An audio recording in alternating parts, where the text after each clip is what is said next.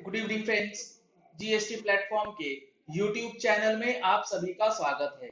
आज की वीडियो में मैं आपको जीएसटी के अंदर जो रीसेंट चेंजेस आए हैं उसका एक समरी बताने वाला हूं। क्या क्या चेंजेस किए गए हैं, क्या क्या चेंजेस होने वाले हैं, इन सारी चीजों के बारे में हम लोग एक वीडियो में डिस्कस करेंगे।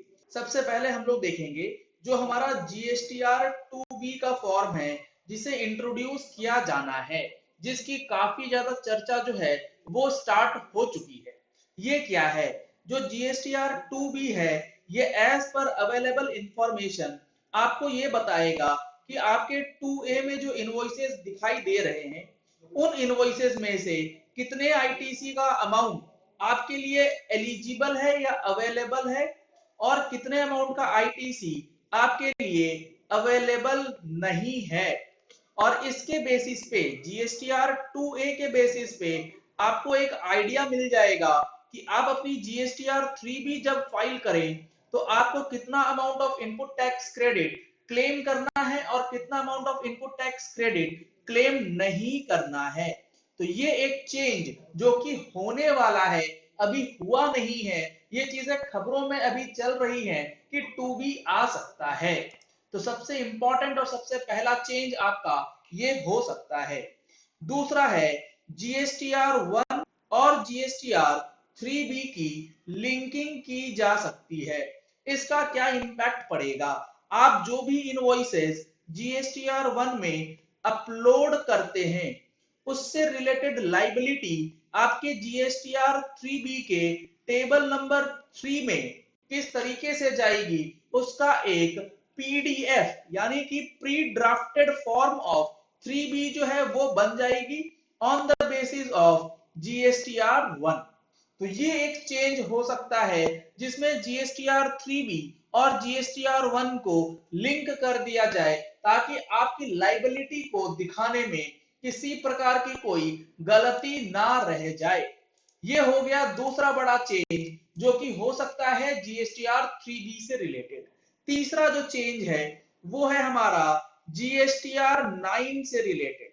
जी हाँ फ्रेंड्स, जीएसटीआर 9 का जो हमारा टेबल 8A है, ये टेबल 8A के अंदर जो डेटा आता है वो on the basis of 2A आता है, लेकिन कई बार ये प्रॉब्लम रहती है कि ये जो डेटा आया है 2A में उसका डिटेल्स ना होने की वजह से ये पता ही नहीं लग पाता है कि ये जो इनवॉइसेस हैं जिसका 2A 8A के अंदर आया वो कौन से इनवॉइसेस का है। तो अब जो है आपको डिटेल्स ऑफ टेबल 8A ये भी प्रोवाइड किया जा सकता है इन नियर फ्यूचर। ये तीसरा और बेहद जरूरी इंपॉर्टेंट अपडेट है जीएसटीआर 9 से रिलेटेड जो कि 18-19 की फाइलिंग होनी है। और जीएसटीआर 9 के 18-19 से रिलेटेड एक इंपॉर्टेंट वेबिनार जीएसटी प्लेटफॉर्म के द्वारा 16 अगस्त 2020 यानी कि संडे को 15 अगस्त के बाद 11 बजे से 2 बजे तक ऑर्गेनाइज किया गया है, जिसमें जीएसटीआर 9 फाइनेंशियल ईयर 18-19 की फाइलिंग और उससे रिलेटेड जो प्रैक्टिकल केस स्टडीज हैं उसके बारे में डिस्कस किया जाएगा। रजिस्ट्रेशन के लिए आपको इस नंबर पे कॉल करना है। अगर आपने अभी तक नहीं कराया है तो जल्द से जल्द रजिस्ट्रेशन करा सकते हैं। चलिए अब हम लोग देखते हैं जो अगला चेंज है जो कि हो चुका है वो है हमारे पास जीएसटी का इनवॉइस से रिलेटेड। जी हाँ फ्रेंड्स, इनवॉइसिंग से रिलेटेड एक बहुत बड़ा चेंज जो नोटिफाई हो चुका है और 1 अक्टूबर 2020 से इंप्लीमेंट भी हो जाएगा। ये क्या है? इसमें है जीएसटी की ई इनवॉइस से रिलेटेड बातें। जी हाँ फ्रेंड्स, जिनका टर्नओवर 500 करोड़ रुपए से ऊपर है उनको 1 अक्टूबर 2020 ऑनवर्ड्स ई इनवॉइस जनरेट करना मैंडेटरी हो जाएगा। इसमें कुछ एक्सेप्शंस दिए गए हैं जैसे कि एसईजेड, जैसे कि जीटीए, जैसे कि ट्रेन टिकट्स, जैसे कि एयरलाइन टिकट्स, जैसे कि बैंक्स। ये जो एक्सेप्शंस हैं इनके अलावा जो भी बिजनेस जिनका टर्नओवर 500 करोड़ रुपए से ऊपर होगा उनको इलेक्ट्रॉनिक इनवॉइस जो है वो बनाना पड़ेगा। पहले ये लिमिट 100 करोड़ रखी गई थी, अब इसे बढ़ा करके 500 करोड़ कर दिया गया है और इसके रिस्पेक्ट में INV जो कि इलेक्ट्रॉनिक इनवॉइस का फॉर्मेट है, इसका नया फॉर्म भी नोटिफाई हो चुका है और उसके टेम्पलेट्स जो हैं वो भी दे दिए गए हैं CGST रूल्स के अंदर। तो ये 1 अक्टूबर 2020 से काफी बड़ा चेंज जो नोटिफाई हो चुका है ये होने वाला है।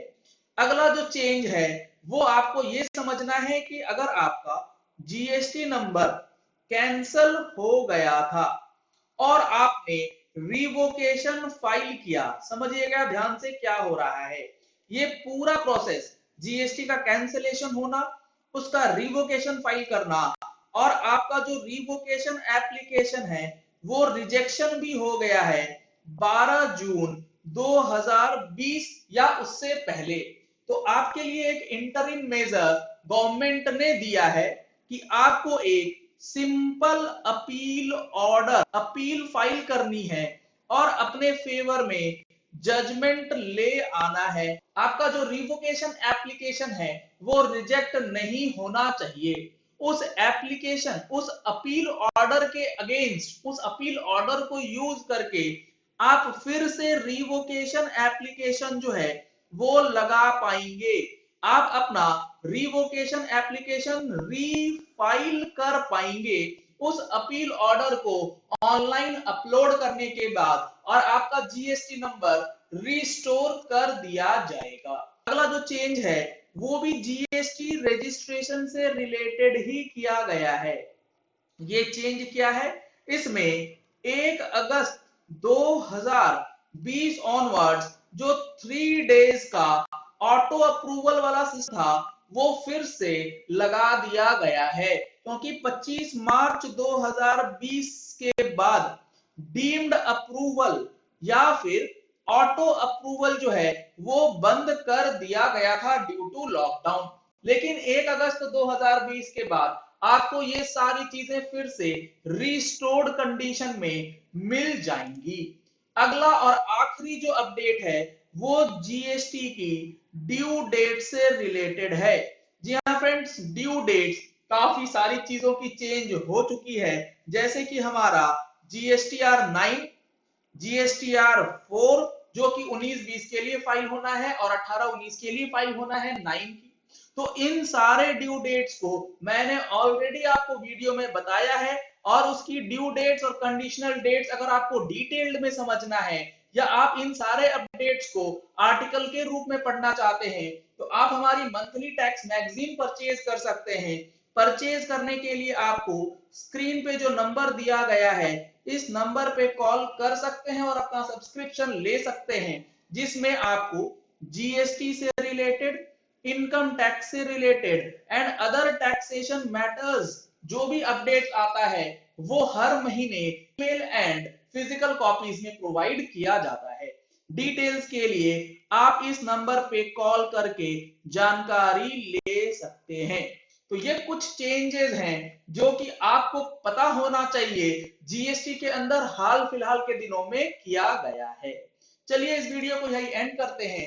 आशा करते हैं कि आपको ये अपडेट्स पसंद आए होंगे। अगर आपको ये अपडेट्स पसंद आया तो इस वीडियो को लाइक और शेयर करना मत भूलिएगा ताकि मैक्सिमम लोगों तक ये इंफॉर्मेशन पहुंच जाए कि GST के अंदर जो चेंजेस हुआ है उसका समरी क्या निकल के आएगा। अगर आपने हमारे चैनल पे फर्स्ट टाइम ट्यून इन किया है तो चैनल को सब्सक्राइब करने के लिए नीचे दिया गया एक रेड कलर का सब्सक्राइब बटन उसे प्रेस करना है।